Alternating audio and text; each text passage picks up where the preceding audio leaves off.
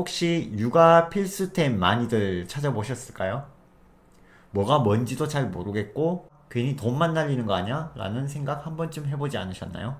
아기는 태어날 때부터 눈에 보이진 않지만 가져오는 것들이 있습니다.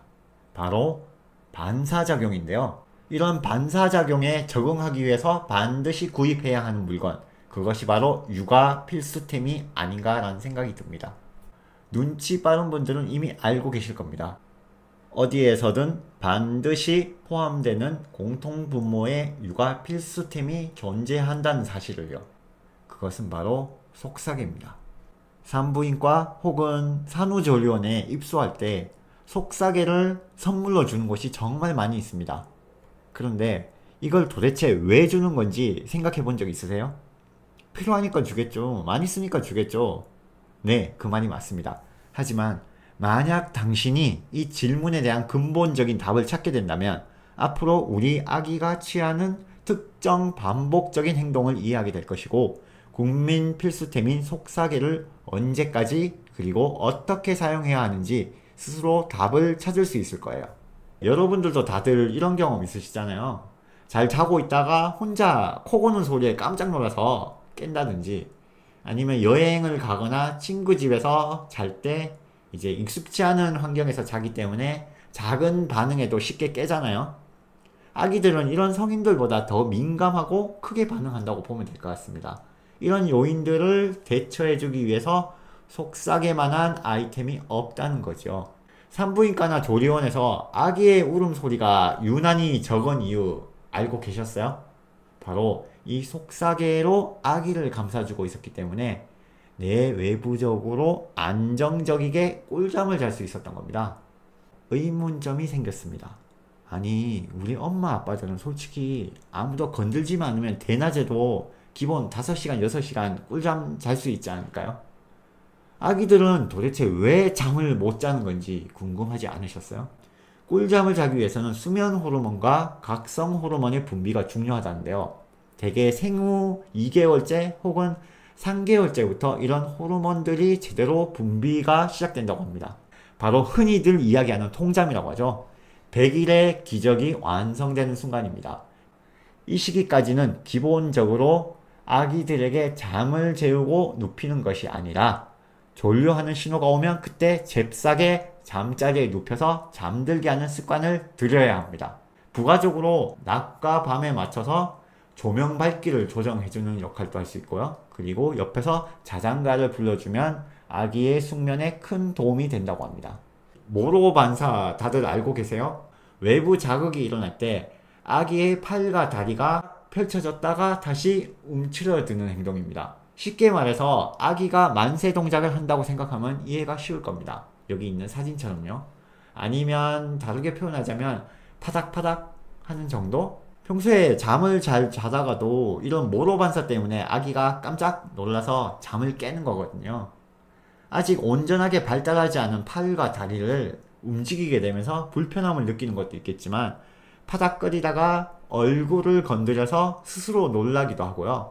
이런 행동 과정 중에 공기를 많이 마시게 돼서 배앓이를 하기도 합니다. 최근 들어서 소아 관련 협회나 단체에서 이런 속삭이에 대해 지금까지와는 전혀 다른 방향으로 권고사항을 발표하고 있습니다. 속삭이를 처음부터 권하지 않는다든지 혹은 1개월에서 2개월 미만으로 사용을 해줄 것을 강조하고 있습니다. 그 이유를 살펴보면요. 장시간 고정된 신체로 인해서 신체 발달을 무디게 할 뿐만 아니라 아기의 고관절 탈구를 우려해서 사용하지 말아달라는 겁니다.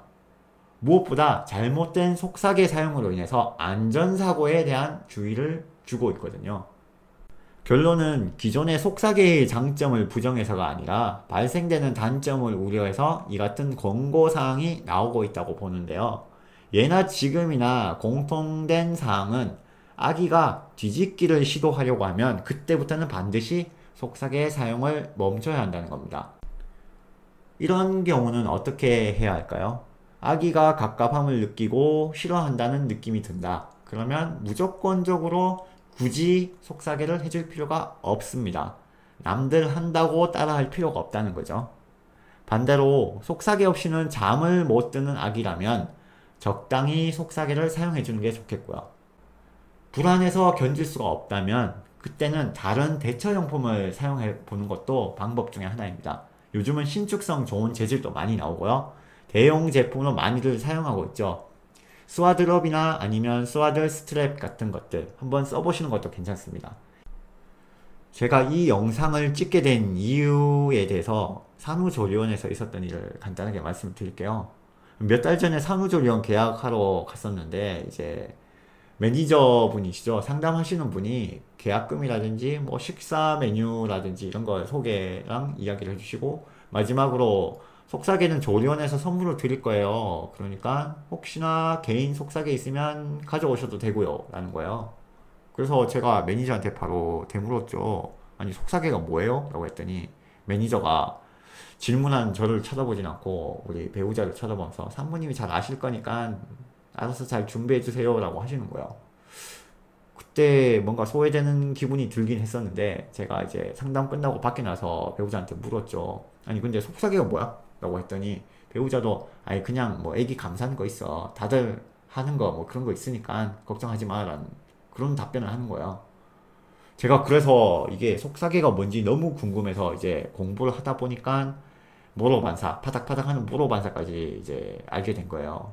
모로 반사를 하는 아기들, 그러고 보니까 제 눈으로 몇 번이나 봤던 것 같아요. 어떤 건지 여러분들도 아마 아실 거예요. 이렇게 만세 부르듯이 이렇게 하는 거. 근데 이렇게 공부하면서 알게 되는 게 생기고 이제 공부를 하니까 재미가 있는 거예요. 그래서 산모교실도 참가해서 속삭이 실습도 몇 번 해봤었고요. 우리 아기의 안전을 위해서 좀 제대로 배워야지 하는 생각으로 하다 보니까 약간 사명감 같은 것도 좀 느껴지고 이제 감사는 이 속삭이에 사는 방법도 조금씩 다르니까 이런 것들도 많이 배워야겠다 생각도 들고 재밌기도 하더라고요. 솔직히 아직은 좀 긴가민가 해가지고 아마 조령 가서 다시 배우거나 산후관리사님 집에 오시면은 이거 제대로 한번 배워볼 건데요. 이제 여러분들도 꼭 한번 해보세요. 진짜 재밌습니다. 생각보다. 특히 이번 영상에서는 속삭이에 대해 다뤄봤었는데요. 많은 사람들이 사용하는 만큼이나 의견도 많기 때문에 어떤 말이 맞는지 어떤 말이 틀렸는지 그리고 어떤 것을 기준으로 해야 되는지 진짜 많은 사람들이 혼란스러워하고 있어요. 근데 속삭여야말로 아기들 꿀잠을 위한 최고의 아이템인 거에는 확실하고 아무래도 각자의 상황에 맞게끔 잘 활용할 수 있도록 해야겠죠. 그러기 위해서는 우리 아기가 속삭이를 어떻게 대하느냐, 편애하느냐, 싫어하느냐 이것을 잘 관찰하는 게 중요하겠죠. 엄마, 아빠의 이런 작은 관심들이 아기에게는 행복을 주고 그리고 꿀잠 시간을 늘려준다는 사실 잊지 마시고 오늘 우리 엄마, 아빠들도 꿀잠 되십시오. 감사합니다.